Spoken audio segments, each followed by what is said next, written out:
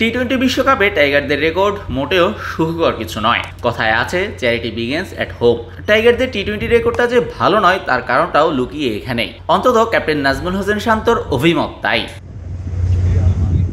চ্যারিটিটা যে হোমেই শুরু করতে পারেনি বাংলাদেশ। ক্রিকেটের শর্টার ফরম্যাটে ভালো করতে হলে ভালো উইকেটে খেলা ছাড়া উপায় নেই। সম্প্রতি এএফপিকে দেওয়া এক সাক্ষাৎকারে তাই জানালেন ক্যাপ্টেন নিজেই।